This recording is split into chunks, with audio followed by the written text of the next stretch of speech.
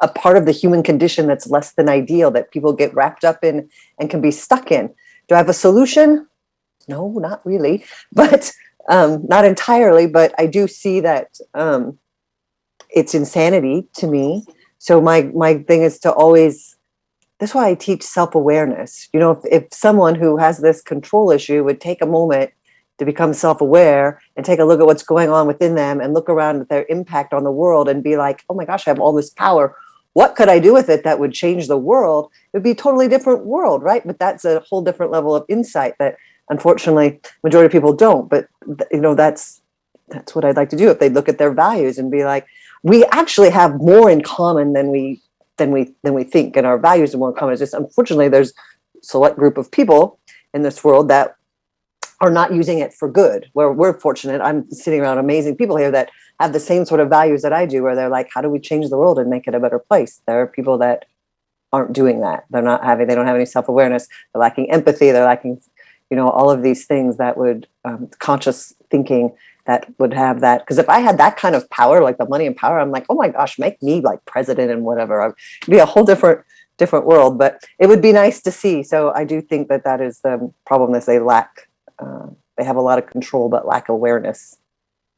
Mm-hmm. You know? So I think there are several things. First, there are various, motivations for companies and countries. So each one is pulling on another direction, a different direction. This is why it's very hard to put everybody together. You know, one wants to get from the other, fighting for resources or for money, things like that. It's very hard. Now think about how would you combine. You know, you need to combine the world to look for the stars and look for new land, etc. But think about even in cities, right? A city or a country is an idea, is a collective idea of group of people together. Now think about in a sports game, for example, right? You have two rivalries between two cities, right? Where when they have a match together, you know, that the fans, whatever, would fight against each other and will hate each other, whatever. But then when you have, the national team play, oh yeah, everybody's together because it's our country, and you can hug together when they're winning eventually. So it's a collective of ideas, but just in higher and higher levels. I don't think we are even close to have a collective idea now that we are a human race. Forget countries. A fantasy of you'll have a global government or whatever craziness like that. Only when you reach that kind of level of thought that there is a global ideas, global motivations together, then you'll have the resources to start, let's, as a world, search for the stars. Because now what happens is, individual countries, it actually reminds me, there is a TV series called For All Mankind. I think it's on Apple TV or something. It's like an alternative reality to the space, competition between the US and Russia. But that starts from the 60s, but it's different than the actual reality. And they see that, they're more advanced.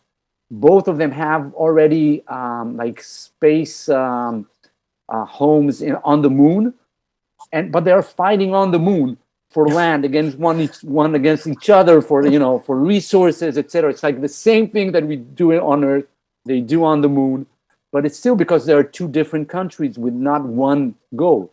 I think the only way to do it, to pull the resource together, is if humanity will understand that it's a joint, need or motivation, then it will happen. Otherwise, people are pulling on different directions. We need politicians. Unfortunately, it's not happening. Sorry? No, unfortunately, it's not happening. On the moon and Mars, we will see the same type of race, one against the other for land.